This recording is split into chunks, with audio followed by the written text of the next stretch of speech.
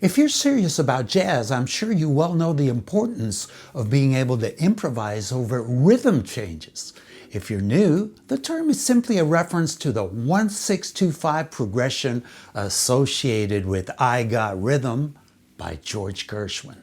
And there are hundreds of standards featuring these changes, so mastery of improvising over it is of utmost importance. But although this progression may also appear over a ballad, when a tune is designated specifically as rhythm changes, it is meant to be played up-tempo, and I mean fast. So this is where it gets difficult for many players because the chords go by so fast that it's hard to create a melody over the changes. Nonetheless, ever since Charlie Parker started playing amazing 8-note based lines at blazing tempos over rhythm changes, it has become the norm for the majority of players to do so.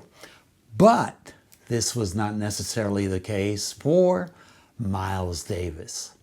And in this lesson, we are going to explore how Miles took a different approach than, say, Charlie Parker or Dizzy Gillespie.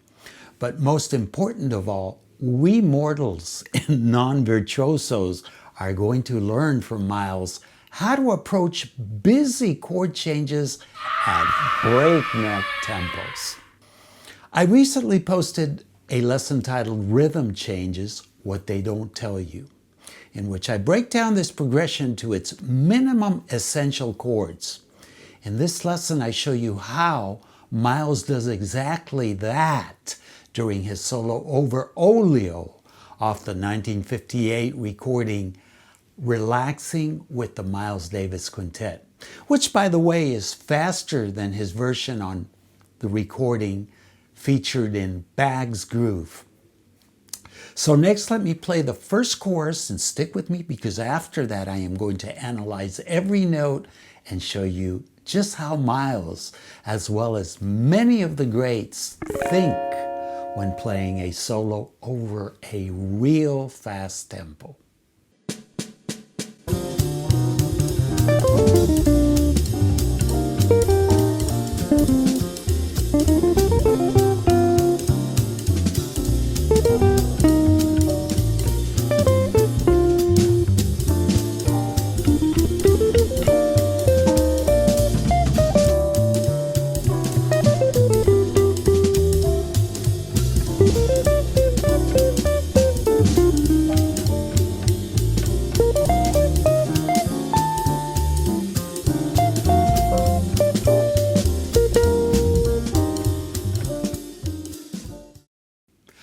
Miles played that around 240 beats per minute. I played it at about 200, which is good enough for teaching purposes. So that said, before we deal with the actual notes, I want to show you how Miles and most of the greats feel the rhythm at real fast tempos. Now, if you focus on the walking bass and drummer's ride cymbal, you're most likely going to get tense and all worked up and break a sweat. And this is purely psychological. So to relax, it is crucial to feel it in half time or even better in 4/4 time. As a matter of fact, some players even tap their foot only on the downbeat of each measure and internally imagine that they are playing over a ballad or a very slow tempo. Remember that time is relative. Here, the important thing is to be synchronized with the downbeat of every measure. And since we are no longer dealing with swing eighth notes, we can subdivide in quarter, half, or whole notes at real fast tempos. So to demonstrate this mindset, I'm going to play the first 16 measures of the solo with a backing track in 4/4 at half the tempo, that is 100 beats per minute. And notice that the chords have been compressed to occupy the same amount of space as in the up-tempo version. However, the illusion of playing at half tempo makes it easier to relax and keep the time, and therefore to be able to improvise.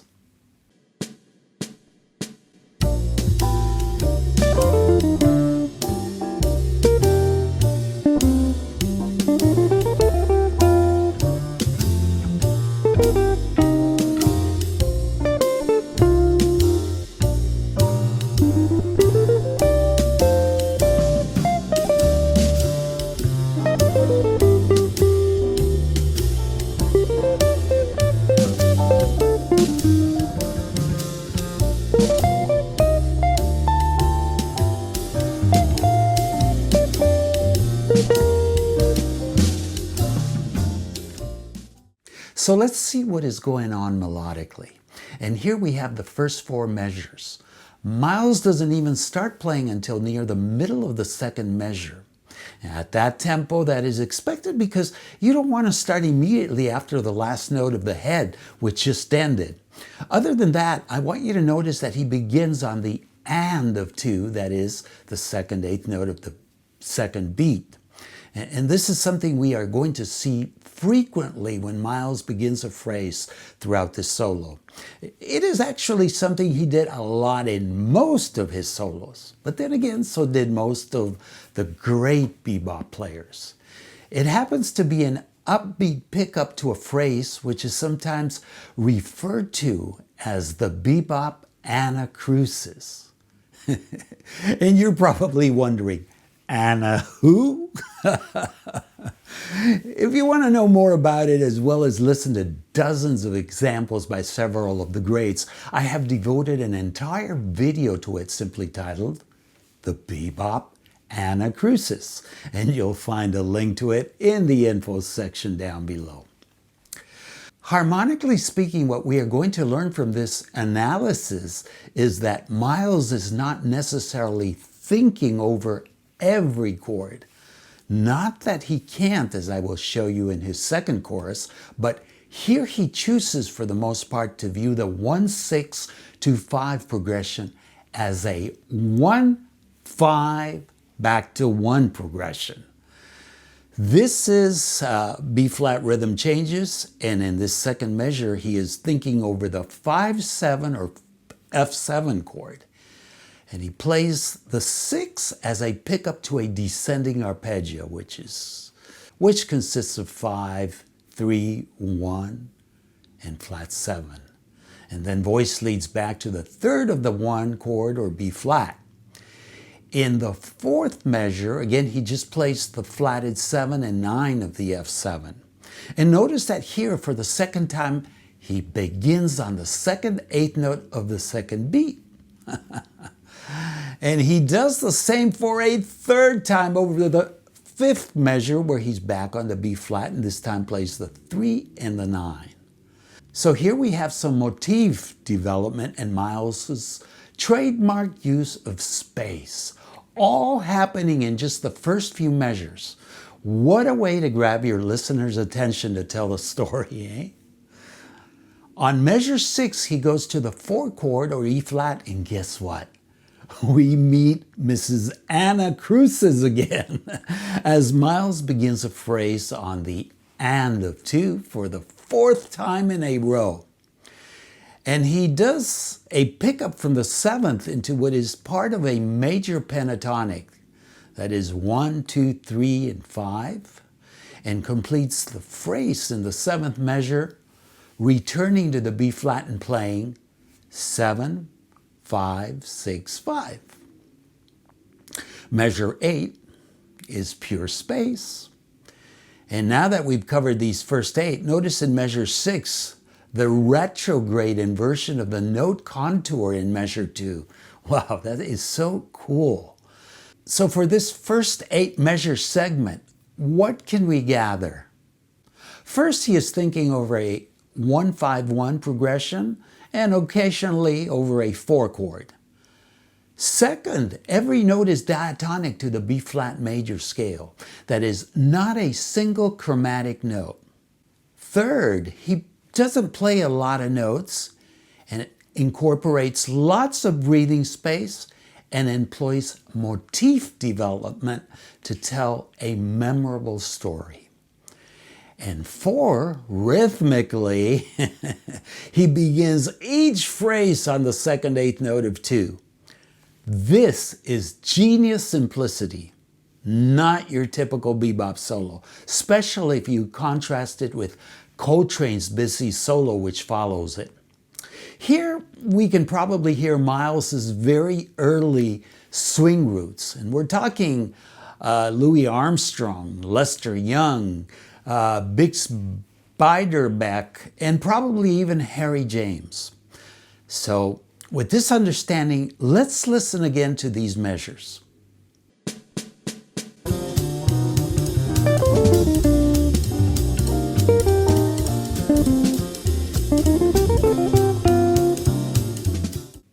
Back on the 1 chord, he begins the 9th measure for the 5th time on the 2nd 8th note of 2, playing 7, 1, 6, and anticipating the flatted 7 on F7.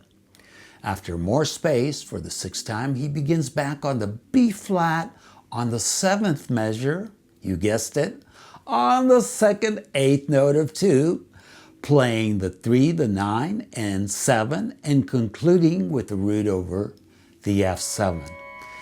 And that is followed by more space, the final frontier.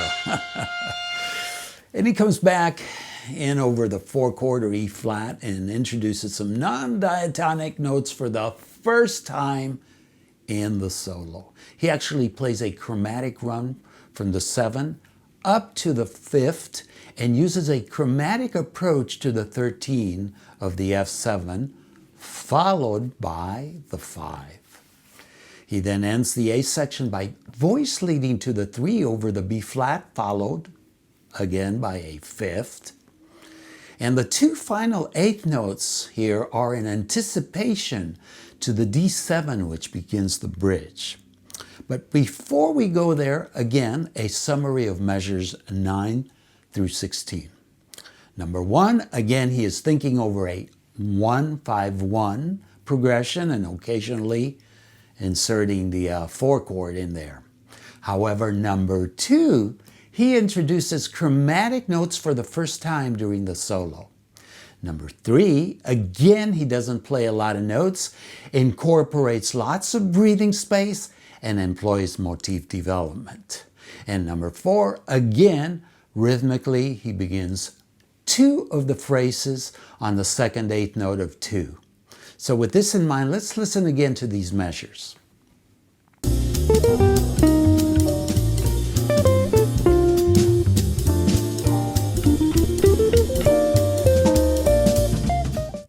And before we analyze the bridge, I want you to know that as usual, I have prepared a special download study package for this lesson, featuring PDFs with notation and tab, not only for the first chorus, but for Miles's full solo here on Olio.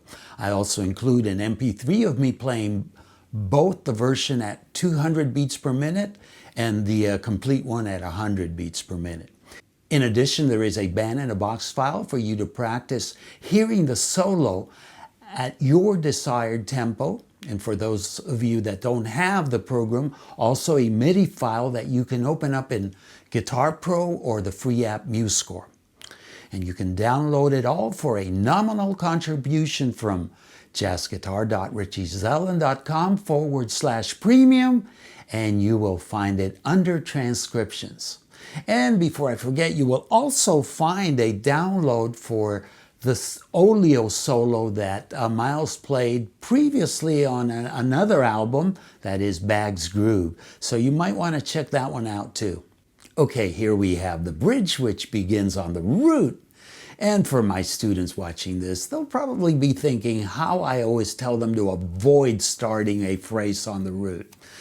The reason is that the bass player always hits the root on the downbeat, and you don't want to duplicate it. You want to harmonize with him and imply the changes, preferably by playing a 3rd or a 7th. However, when you're playing at such a high tempo like Miles is here, the walking bass plays the root and is off it so fast that the root no longer sounds redundant, especially with so much going on within the rhythm section. Okay, in measure 18, Miles, for the 7th time in his first chorus here, begins a phrase on the 2nd 8th note of B2. Anacrusis again. And he plays a descending scale implying a D7 flat 9. That is flat 9, goes down to 1, flat 7, 6, 5, and again plays the root over the G7, stressing it 3 times. Again, pure space on measure 20, and on measure 21 over the C7, he plays the 5th and the flatted 7 and plays a simple lick which accents the root and the 2 or 9 repeatedly. On measure 23, he plays the 3 and then an enclosure to the flatted 7, which is followed by another measure of space, the final frontier. So to summarize the bridge, we have most of the same attributes as we have had in the previous segments, but it is fully diatonic again in this segment. So with this info, let's listen again to these measures.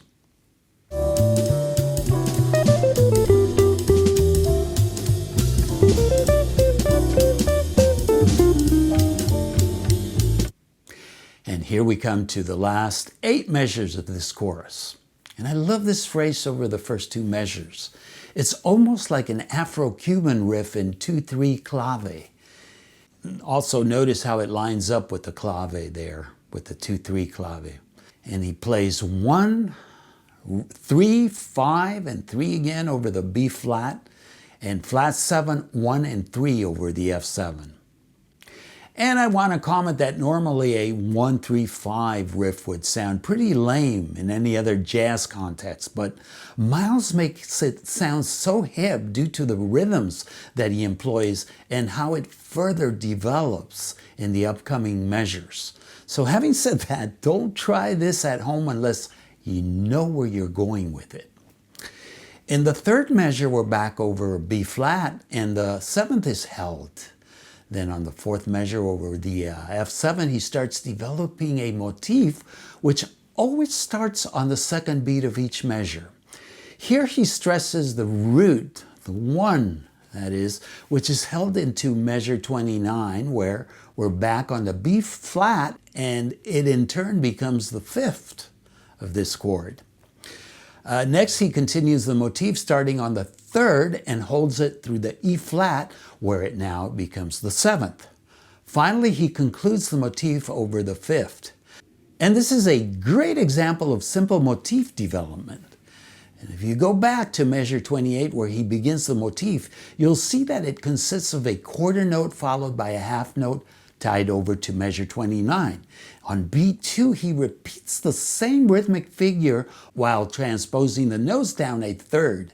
Finally, on measure 30, notice how he begins the motif on B2, but this time, instead of playing a quarter note initially, he instead plays an 8th note. And this is what we call diminution in motif development. And it's also a reminder that Miles was educated at Juilliard School of Music, where he was exposed to these classical composition devices. Therefore, not your typical bebop solo. And so to summarize these measures, we have most of the same attributes as we have had in the previous segments, and it is consistently diatonic. What has changed is that Miles no longer started a phrase on the upbeat of 2. And with that info, let's re-listen to these last 8 measures.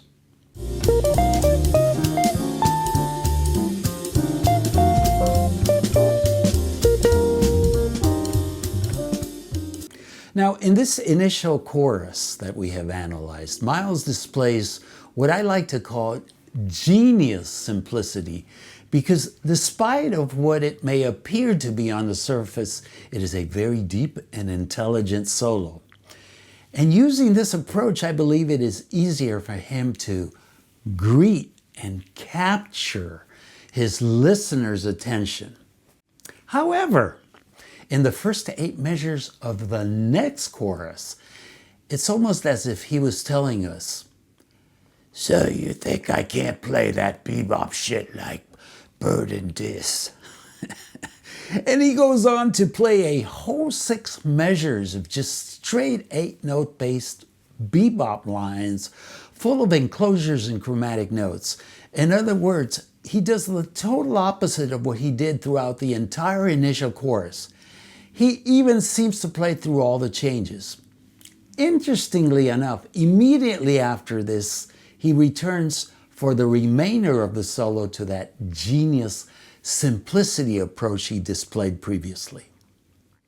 But unfortunately, I won't be able to cover it here today because The YouTube analytics keep telling me that my lessons are way too long and that most people can barely watch 4 minutes. That said, in the download for this lesson, I play and include in the PDF the entire Miles solo. So having said that, for those of you who are still with me, I hope this lesson has been mind-opening and will help further your playing. As usual, I appreciate your likes and comments and welcome your questions. Be on the lookout for another info-filled lesson real soon. Until then, you know the drill. Practice, practice, practice. Rinse and repeat. May peace be with you.